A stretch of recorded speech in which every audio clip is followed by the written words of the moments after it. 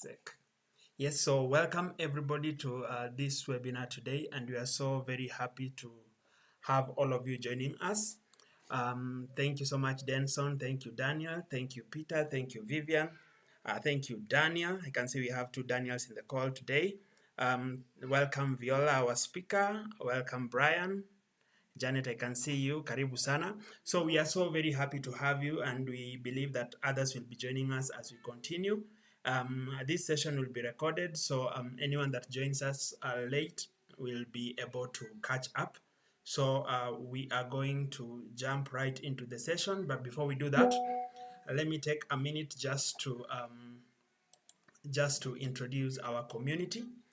Firstly, my name is Patrick Odhiambo, and I'm the events manager for CloudForceSky community.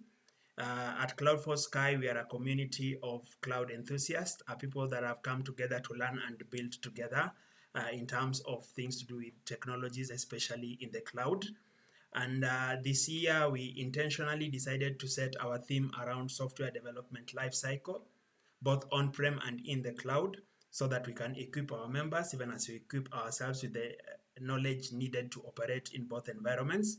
And so we are in our second stage of, our SDLC. So we started with the introduction, and then now we are going into requirement analysis. And today, we are privileged to be having with us on the call Viola Sangut. Viola is a DevSecOps Engineer who will be taking us through this insightful and informative session on requirement analysis. So Viola, if you are on the call, please confirm to us that you are present.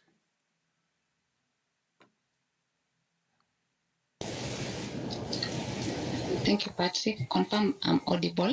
Yes, you are audible. Karibu sana, Viola. We are very happy to be having you being our speaker today. And you will be taking over in a minute. So I'll be inviting you back, and you'll be telling us more about yourself even as you take us through the session. So thank you so much for heeding our call, and thank you for coming on board to speak to us today. So I think I don't have much to say. I've already told you what the community is all about, and if you are interested to join our community, we will be sharing some links where you'll be able to join us. We have a website, we have a LinkedIn page, and then we also have a YouTube channel. And we are very glad that we are really looking forward to new members joining us so that we grow together. So I'm going to jump right into the next bit of our presentation, where I'm going to invite Viola to take us through the session. So Viola, welcome, and take the mic. Thank you so much, Patrick. Good evening, everyone. Thank you for joining us today. This busy Wednesday evening, and I think we're just going to jump right into the session today. We are tackling requirement analysis in the software development lifecycle. So I'm going to share my screen.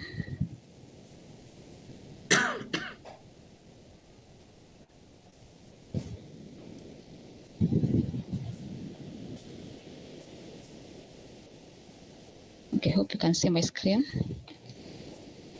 Can begin.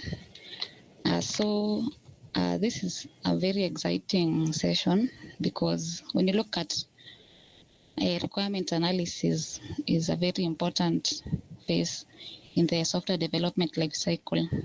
It's very crucial, and getting it right means a smooth project or a smooth development project for your software.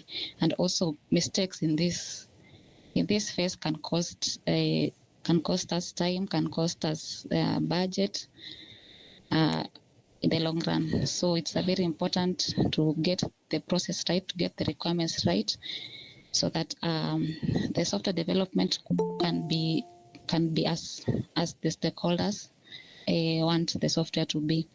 So that's the importance of requirement analysis. Basically, it's a very crucial stage in software development. Okay, so it comes after the planning, after you have sat down with the team, the stakeholders. Now you start to gather the requirements and analyze the requirements. So it's the second the second phase of the software development life cycle. So as we have mentioned, the importance of this phase is we need to clearly understand our requirements, what our system is solving, the problems that we are solving. We need a good scope to understand the scope of our project. So that's the importance of requirement analysis.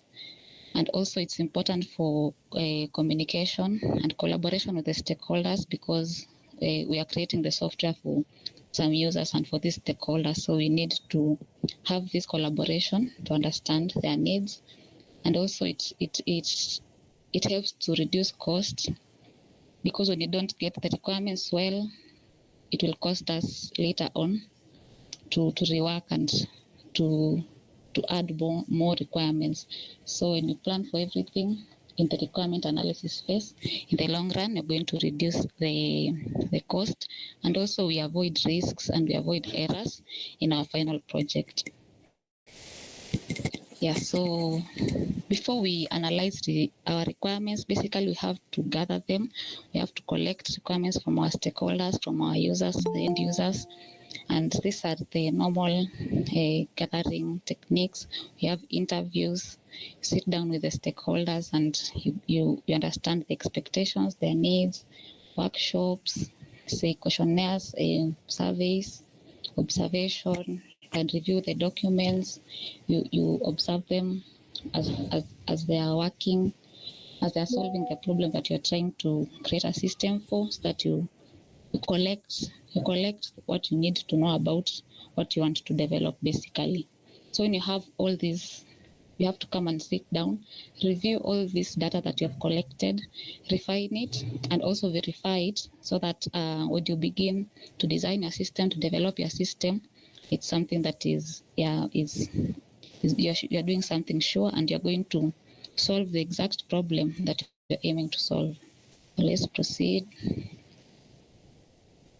So we have several requirement analysis techniques. After we have gathered our requirements, we've done the interviews, we've done the observation, we've reviewed our documents, we have now several techniques that we can use to review and refine our requirements. The first and the best technique is to classify the requirements as needed. So we have two major classifications of requirements. We have functional and non-functional requirements. Basically, functional defines what our system or our software should do, the functions of our system. So for example, we have here the system must allow users to transfer funds between accounts. That's an example of a functional requirement, something that a function of our system. And the opposite of that is a non-functional requirement, which addresses more of quality and performance. So what we are doing, how are we doing it? Are we doing it well? So the quality, the performance of our system, for example, our system should handle like 1,000 transactions per minute without crashing, without lagging. So it's more about performance and quality. So we have these two major classifications of requirements. And then now you can further take these requirements and break them down. To break down our functional requirements, you can break down into business requirements, user requirements, system requirements, and also input-output requirements. So basically, business requirements is you are looking at the requirements from the perspective of the business.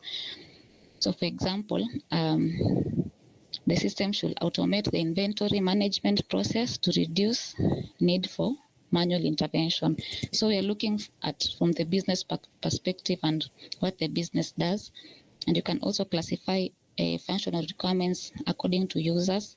So for example, you are looking at an e-commerce website, and we want to look at requirements as per the users. So we have like customers, we have admin, those are the example of users for an e-commerce website. So we're going to look as per these users, what are their requirements. So as per customer, so a customer should be able to filter or search for products or by category. That's a requirement that is focused to a user who is a customer. So you go to the next user and you look at the requirements of that user. the admin should get reports, the admin should be able to change this and that. It's a requirement that is focused, or it has been framed to focus on the user of a system. And then you can also categorize the functional requirements as system requirements. So you phrase them as specific functionalities that a system needs. So for example, the system must support integration with payment providers. So that's a requirement that is specific to, or it has been phrased to fit system functionalities. And then finally, a category of functional requirements is input and output requirements.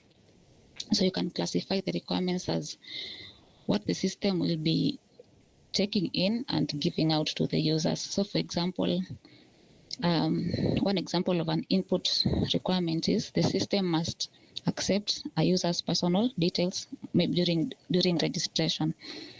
So that's an example of an input requirement. Maybe an example of an output requirement is the system must produce reports for the admin or for the user. So it is a requirement that is specifying what our system will be taking in and giving back to the user. Then on the other hand, when it comes to the non-functional requirements, we can further break them down to performance requirements that deals with speed, scalability. So you say that the system should be able to scale during a high traffic. The system should be fast, should have a fast response time. Those are more performance requirements. We also have security requirements, also very important in the non-functional requirement side. Deals with authentication, encryption, compliance, and an example of this is like all sensitive user data and passwords must be encrypted. So that's an example of a security requirement. And then usability requirement, so it deals with user experience and accessibility. So for example, the system must provide an intuitive user interface that supports colorblind, that has high contrast and better accessibility. So that's a requirement that is an non-functional requirement, but it deals with usability of the system and how our system is going to feel and how the users are going to experience it. So that is how you classify your requirements. So let's proceed.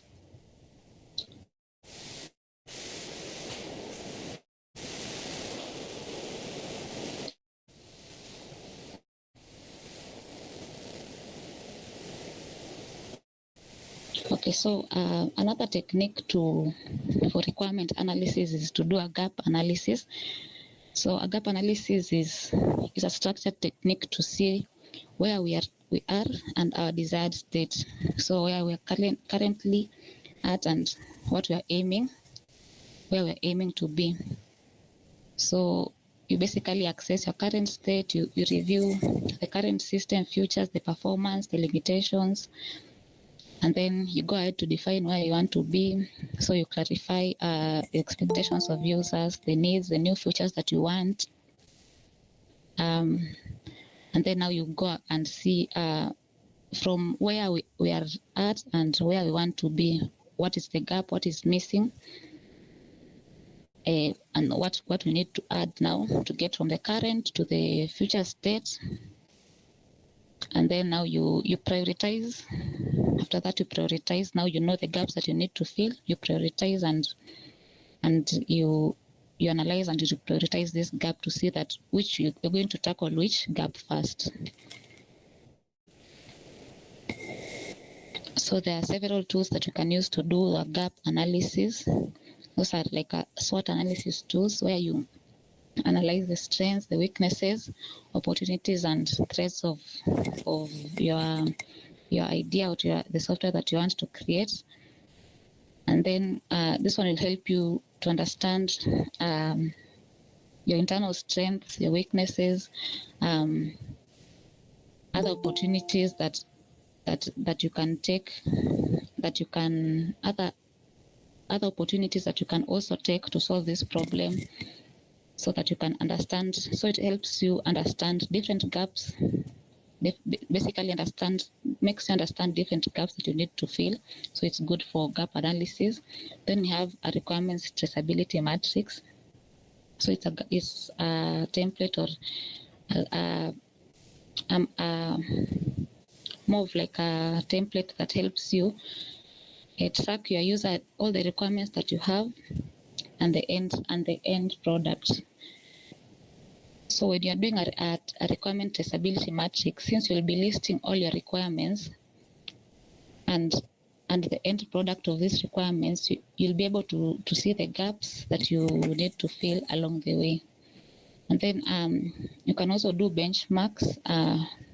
When you do benchmarks on other industries and other competitors, so that you can understand where they are.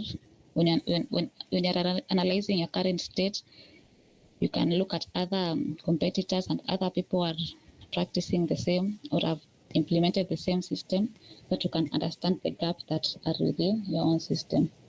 And then you can also create gap analysis templates using like Excel, where you write your current state, your desired future state, and identify the gaps, and then the actions need to be taken, and then you can trace it as you go.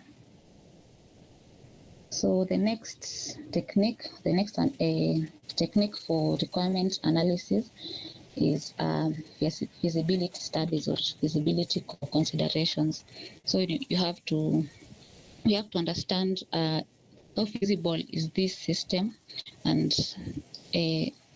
how valid is this idea, and can we sustain it in the long run, with now considering technical, economical, operational, and legal aspects of it.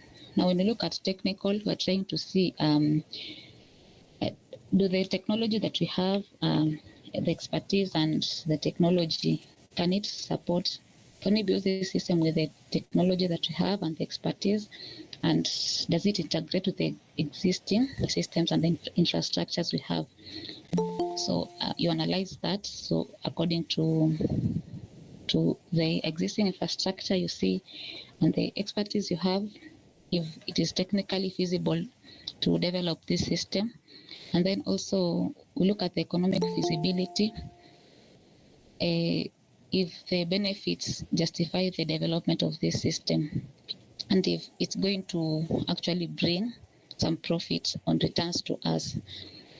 And then also look at if the cost that we have is enough to develop the system. And then operation feasibility.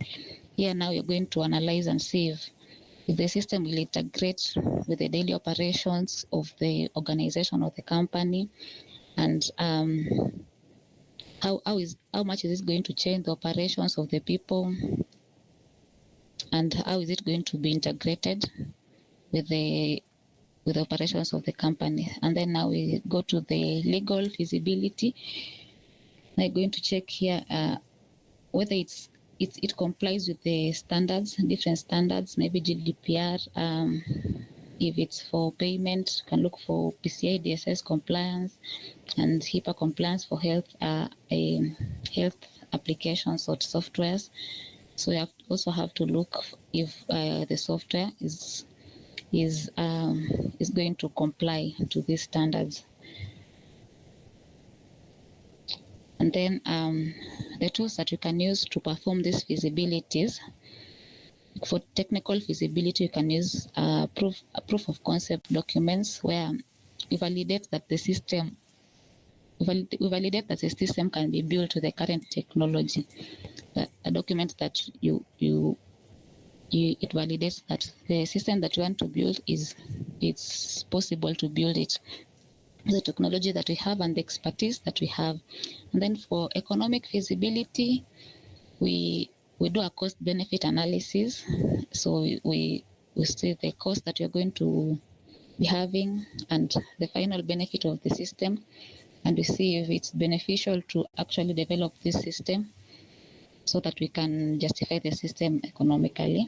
And then We go into the operation feasibility. You can do a business process modeling, which like models the daily operations effectively, and then this will help you now understand how the system will integrate with the daily operations of the organization or the environment that you're creating it for.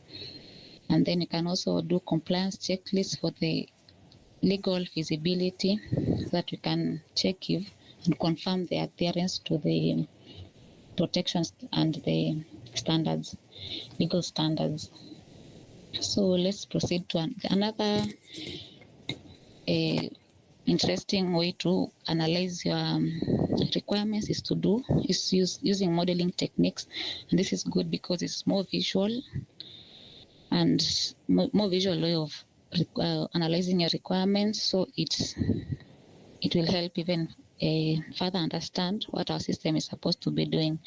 So some tools that we can use and techniques is using UML diagrams. UML is diagrams, user modeling language. So it helps model the system behavior, system structure. We have use case diagrams, we have class diagrams and activity diagrams. So an example, this is an example of a use case diagram.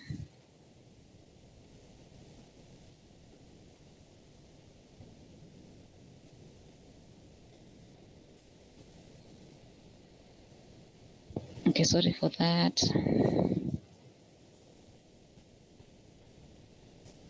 Okay, as that's we can continue. So we also have data flow diagrams. These are like the visual diagrams that show how data will be going through our systems, through inputs, outputs, and processes. I'm going to show you that. And then we have like ERDs, entity relation diagrams, going to classify the data entities that are going to be in our system and the relationships between these data entities. So like our system is going to have maybe a school or school software. It will have data entities like students, teachers, employees, and then the relationships between these entities, classes, a teacher teaches many classes, a student registers for. So those data entities and the relationships between the data entities. Okay, so this is an example of a use case diagram. So it models the users and what they'll be doing in the system. This is an example of an elderly care assistant system, and we have a user here who is an elderly person. We have a user who is a caregiver, and then we have, now these are use cases. You can see add caregiver details, register caregiver, and then now these are the use cases of the system, and then you can see who does what in the system. On a high level, you can see which user does what in the system and how all these are related. So that's an example of a use case that you can use to model and to analyze requirements. And then this is an example. So then I'm going to show an example of a data flow diagram, and then how you can model how data flows through a system. So let's proceed to the next technique. So another technique and a final technique for requirement analysis is requirement validation and verification. So after you have refined and you have analyzed and you have refined your requirements, you have them. The last step is that you have to validate them and verify that this is the right thing that we want. So we have validation where we ensure that we are the problem that we are solving. We are solving the correct problem. So So we want to see that the requirements that you have gathered is accurate and reflects the actual needs of the users and the stakeholders. And then verification, we want to see that what we are building, now that we are building it in the right way. So our requirements are clearly defined, they're doable, and they're testable. So that we have verification and validations of our requirements. So this is an example of a data flow diagram. Sorry.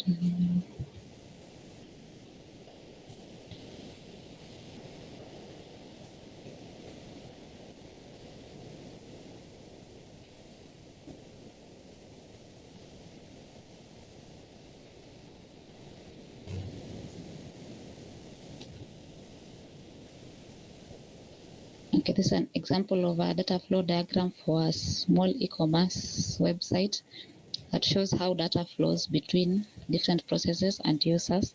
We have like a customer, request an offer, then we have a process here to check offer, then they get back the offer. So it also goes to a data store.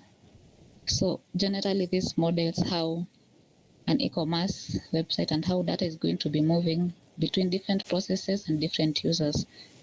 A very good way of analyzing requirements. And also this data modeling, the data modeling techniques that they're also used in the next phase of the software development lifecycle, which is the design phase. Okay, so now we have tackled verification and validation. So there are various techniques that you can use when you're verifying and validating your requirements. You do reviews, so peer reviews with stakeholders, analysts, to critically examine and review the requirements that you have gathered. So to analyze the clarity of them and the completeness, so you don't have vague and ambiguous requirements. You can do walkthroughs, do step-by-step sessions where you read through the requirements and you get feedback from the stakeholders.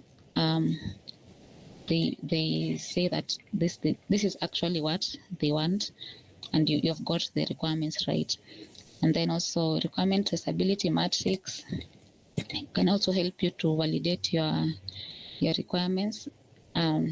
This is an example of a requirement traceability matrix, where each requirement is given an ID, a description, and then the source of where this requirement is coming from. So for example, the first one here is the system must allow users to register with email and password. And then the source of this requirement is written there. And then what this requirement will be done in the design phase, in the development phase, in the test phase, the status and the comments. So with this, this generally will help you to validate and verify your requirements in the long run. And then also we have prototyping for validation. So where we create a low file, we create a replica of what we want to create, and then we present it to the stakeholders, and then they can look at the prototype and then actually validate that is what they will want. Then now we proceed to create the actual software. So basically those are the techniques, the general techniques that we use to analyze our requirements, to refine them and to verify them and validate them. And see, right now most of the framework that most of us are using to develop our software is the agile methodology because of its flexibility, and most of the environments that we're developing our software in is changing, so the requirements keep changing, and Agile is what we mostly use. So in Agile, specifically Agile also comes with specific requirement analysis techniques like user story mappings. So Agile Agile has a technique for gathering requirements called user stories, where you listen to these things that the user wants from the system. So I will want to do this and this in the system so that I'll be able to do this and this. So you listen to these stories of what the user wants to the system to feel like or to be doing. So we have user story mappings, and then we have backlog refinement. In Agile development, there's something called a backlog, which is a list where the list of all our system requirements has been written. So for backlog refinement,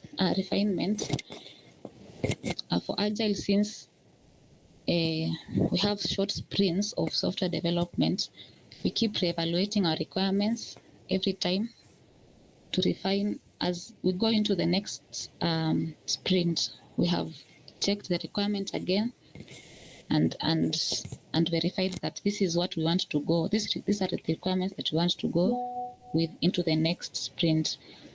And then again, when that sprint ends, we now do again a backlog refinement and verify that this is the requirements we want to go forward with to the next sprint.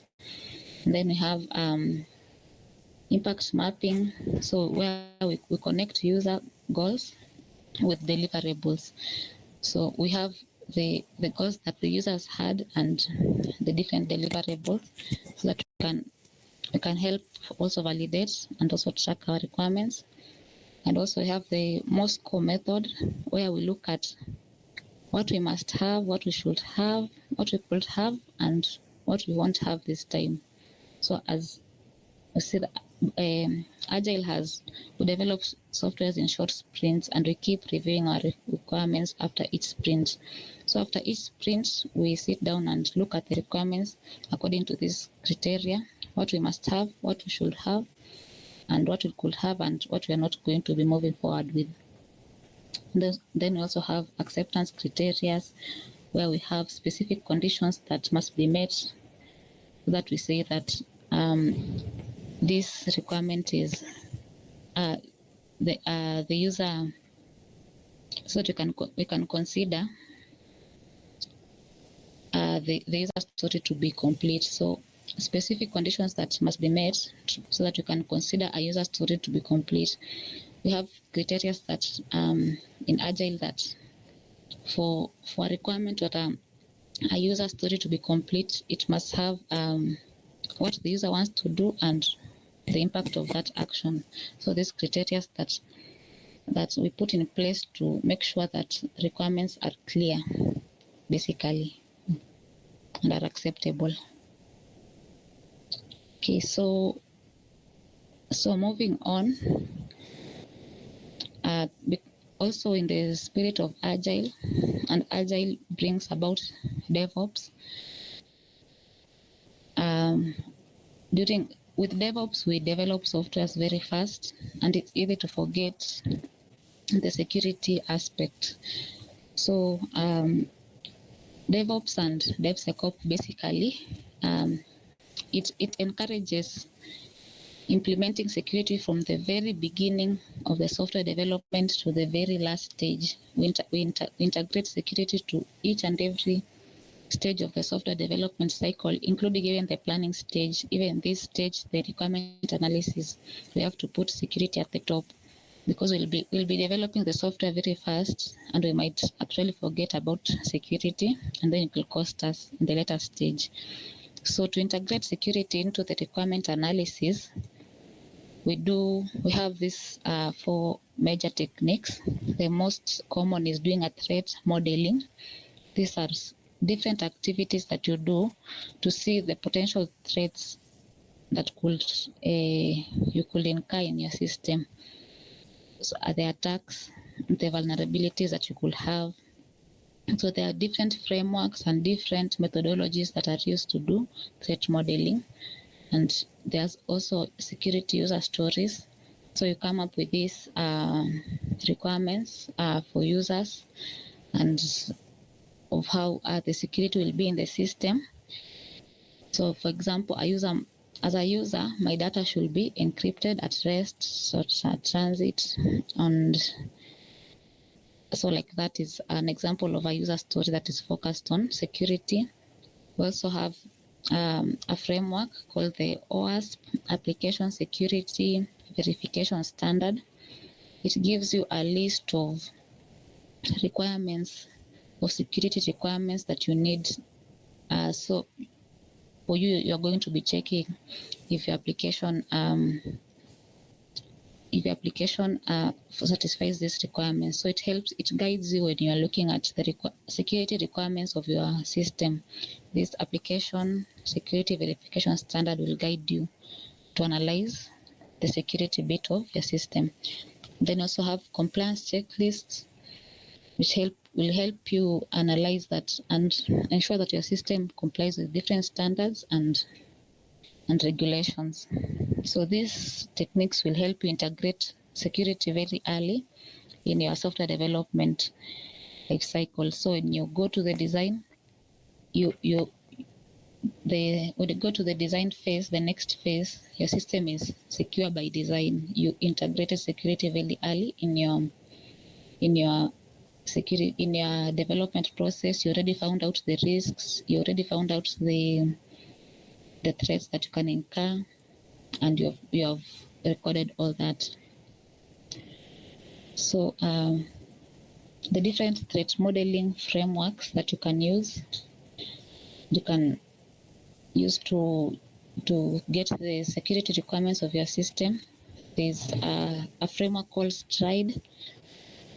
It analyzes your system according to several categories like spoofing, tampering, repudiation, information disclosure. So you're going to analyze your system according to these threats. And when you look at each of these threats, it touches on the important aspects of cybersecurity, like confidentiality, availability, integrity. So when you use this framework, basically you'll have analyzed your application according to those standards, and this framework will cover all that. So we have other frameworks like PASTA, Octave, and FAST, and they do basically the same thing to look at the risks, the threats, the attack vector that you could incur in your system early enough so that you can start planning for them as you go to the design and the development and all that. So the tools that Microsoft provides a tool for threat modeling, another one from OWASP, Threat Dragon, and Threat Modeler. They offer good tutorials and also good community support when you are trying to analyze the security requirements of your system.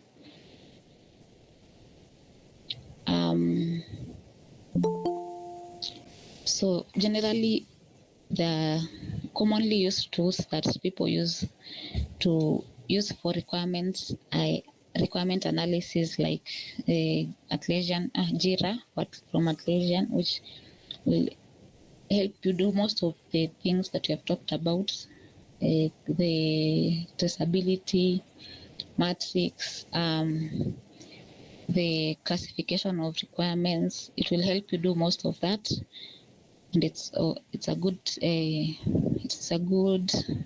system to use while doing the requirements analysis as a team. And then we have for modern requirements and in DevOps, like in DevOps environment, we have tools like Azure DevOps or other DevOps platform that can also help you in collaborating and doing requirement analysis, and also things like modeling. And also we have IBM Rational DOS. These are tools that most of the people use in requirement analysis. to manage and to collaborate with one another during requirement analysis.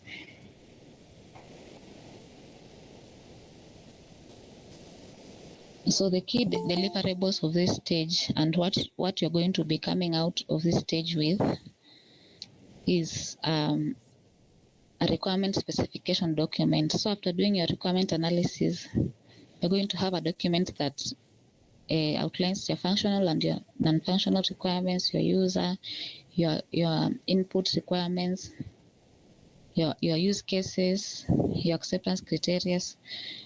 And then you also have a business requirement document, which is a high-level document that defines business objectives and the stakeholders' needs. Then you can also have a functional requirement document, a requirement traceability matrix, and a gap analysis report. All these are like deliverables of the software requirement analysis phase that you're going now to be moving with them onto other phases.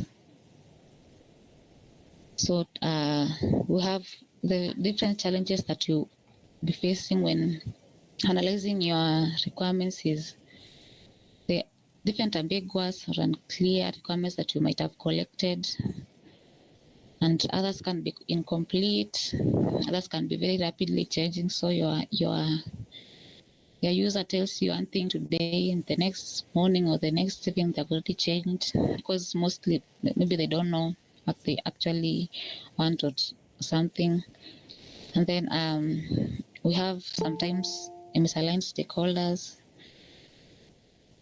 They're conflicting stakeholders, and this one wants this, another stakeholder wants this, and the requirements are conflicting.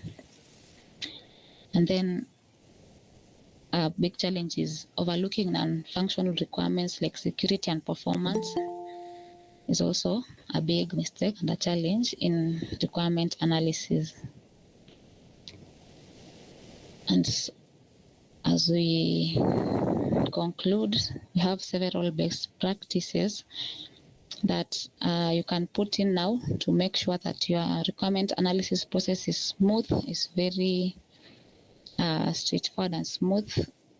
You have to involve the stakeholders all the way from the beginning and all the time, from early. You have to be clear and specific. So as you write the requirements, as you analyze them, and as you record them down, make sure you use very clear language that can be translated later into designs and codes easily. And then you prioritize what matters so that you can also prioritize also on your budgeting and also on your timelines. You have to prioritize which requirement matters most. And then and finally, you have to review these requirements regularly to make sure that we are still on the same page as the project proceeds and evolves. And then we have several resources you can use for requirement analysis. Lucidchart is what I use to design these diagrams. So Jira and another software called Confluence you can use to do agile requirement analysis. Use Lucidchart for modeling your diagrams to model your system behavior. And those are some materials for in case you want to learn more about threat modeling and the documentation to the application security verification standard that you can use, that gives you a comprehensive list of security requirements for your software. So with that, come to the conclusion of my not so long presentation. I want to like to hear from you any question or contribution that you might have.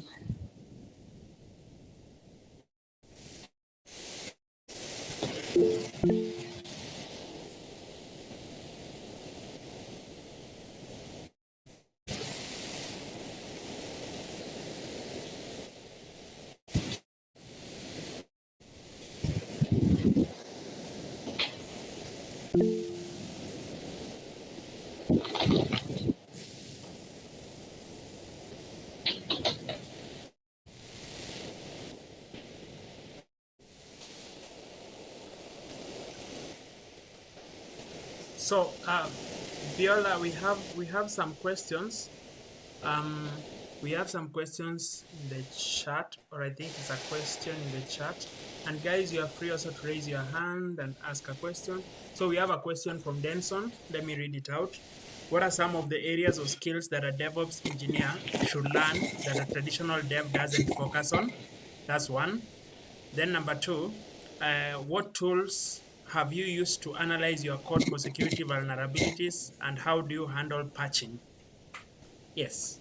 So those are like the two questions we have from Denson. Okay, so the first question, what are the tools that, or the area skills that a DevOps engineer has to learn when you're maybe currently a software developer? So basically DevOps has the key pillars of DevOps are like about 7 or maybe 6. So you start with virtualization. You have to understand and master how virtualization works. Talking about the next pillar that you have, or the next thing that you have to master, is scripting. So bash scripting, because DevOps have a lot of automation and use a lot of bash scripts. So you have to understand how that works basically. And most of this definitely the regular and the normal traditional developer understands. And then another area you have to understand is networking. Networking is also important because now as a DevOps engineer, you handle deployments and servers and containers, and you have to understand how everything connects, from how a backend connects to the front end, a server with a database, a server with another server, and then from there you have to understand of course the database technologies, SQL, Postgre, and those databases that are more used in production. And then next you have to learn cloud. Cloud is also a big pillar in DevOps.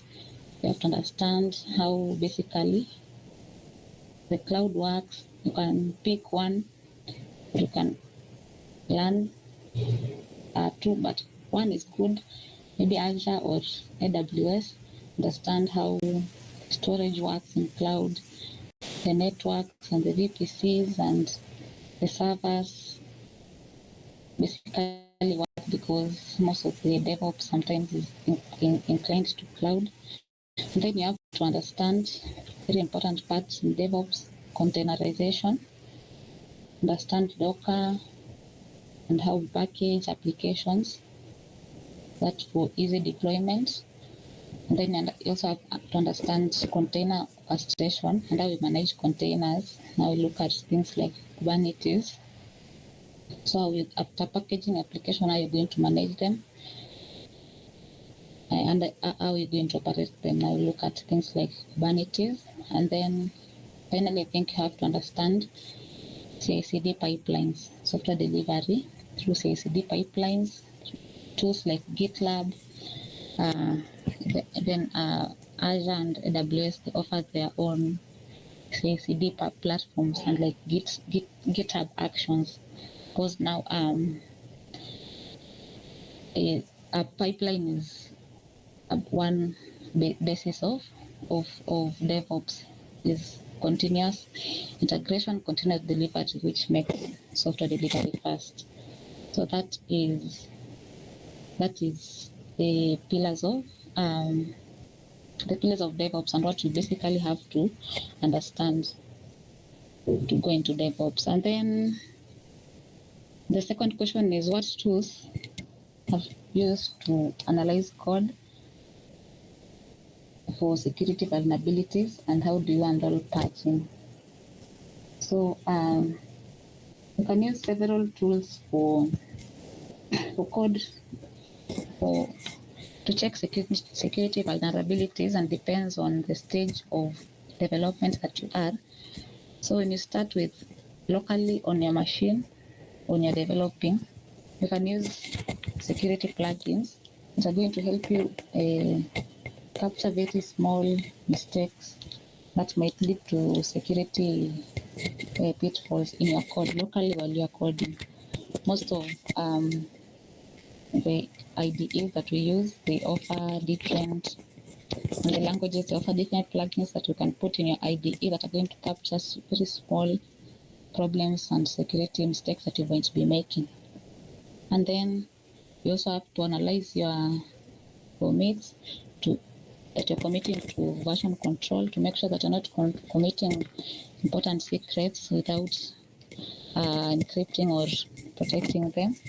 And use Git secrets and those mostly Git secrets to check to analyze your commits when you are committing a code to repositories that might be public. And then now when you go next, after your code has been committed, now you add, before building it, you can do a static analysis on your source code before you build it. It checks the whole source code for any security issues before actually run, and for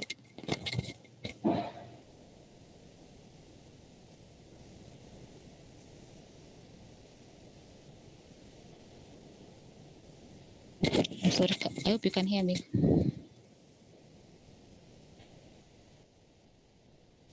Okay, you can use tools like SonarCube to perform a fast analysis. SonarCube is a very good tool that is going to analyze your code and give you a nice dashboard with the different vulnerabilities that could be included in your code.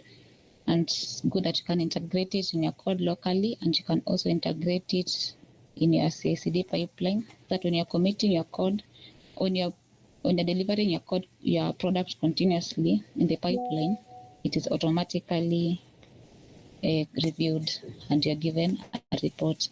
You can also use, after now you have built your code app and you have your application, you can use tools like WASP app to do now a dynamic code review when your system is running.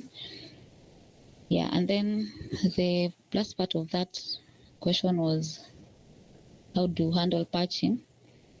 So for patching of your different requirements and tools that you're using in your system, from a DevOps point of view, you have different requirements, different dependencies in your system that your software is using. You can analyze them using a dependency check that checks on the version and different vulnerabilities that might come with at several versions of different versions of the dependencies of your software. And it tells you that this dependency might be vulnerable and it needs updating. And then now you can review according to the developers and the security team how you want to move forward with that. So I hope I've answered your question, Denson.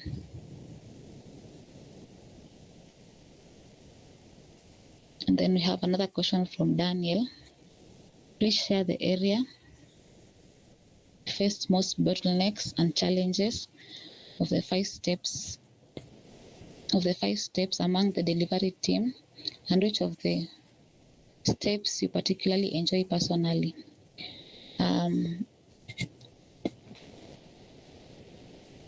So I hope you mean the steps for requirement analysis.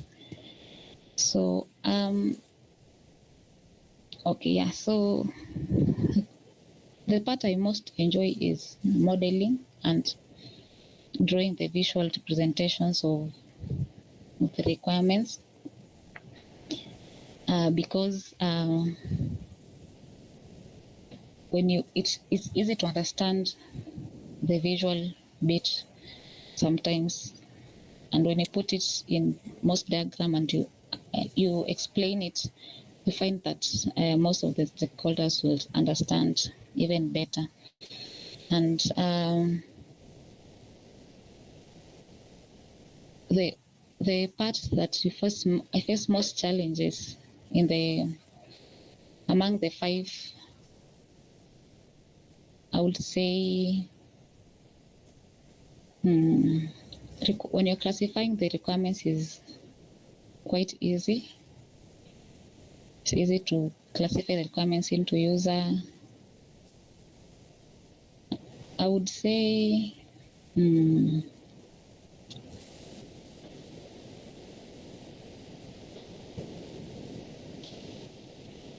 for the challenges, most of them, if you are not communicating mostly clearly with the team, I think most of all these stages will be quite challenging. And if the communication and the teamwork is clear, also all these steps will be quite smooth. So that's what I'll say for that. And then question 2 was, where do you regularly encounter the most pain points in processing in the process from a customer user, and how do you overcome them? The place that you encounter most issues is um, most of the customers or the users, they might not understand the technical aspect of the systems and how it works. So the requirements that they might have, they might not even actually be what they want the system to be to be performing. So so they might have very ambiguous requirements, or very, you might say, misplaced or big requirements that you now, as the person is the technical side, you have to guide them, and you have to break down these concepts into very easy and understandable, and paint the picture very well for them, so that you might actually get them on the same page, and they might understand, even they might actually come to say, okay, now this is what I wanted, and I just did not know how to articulate them well. So you have to be patient with the customer sometimes, and the user that you're dealing with, and understand that they might not have the picture that you might have from the technical view, and try to break it down to them very well, instead of actually saying that they don't understand. Try to get to their level instead of expecting them to get to your level. Yeah.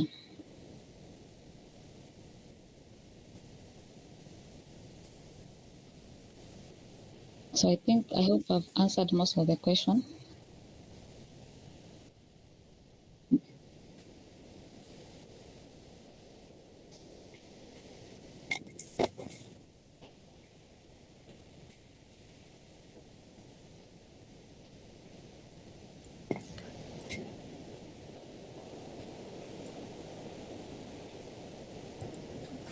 Awesome, awesome, awesome. So silence means that we are good. So Viola, thank you so very much for that session. That was really, really insightful. We've really learned a lot. At least personally, I've had some terms that I just came across them recently, especially in terms of compliance, threat modeling, the different security standards. Those were very, very interesting. Thank you for incorporating security into the entire SDLC, which is actually a very good modern day practice. And we are so very happy that you have been able to educate us on that. I believe that we've all learned things that we are going to carry into our projects, into our jobs, and into the tasks and assignments that awaits us in the days to come. So thank you again, Viola, for that, and we really look forward to hosting you again. and thank you for sharing your knowledge with us. So I have shared a couple of links on the chat. We have a join the community form, which you can use. Then we also have our LinkedIn. We also have our LinkedIn link where you can follow us, and we've also shared our YouTube channel where you can also join. You can also follow us and get access to this recording and all the previous recordings that we've had. We've had some very impactful speakers coming to speak to us on different topics. So maybe you can give us a follow when you are there, and then we continue together. So again, now for all of us is thank you. Thank you for everybody that made time to join us this evening. And we take it not for granted that you took time to be with us. And we are really looking forward to hosting you again in our next webinar. From us here at CloudForceSky, we want to wish you a good evening and a blessed remainder of your week. So have a good one and see you on the next webinar. Bye for now.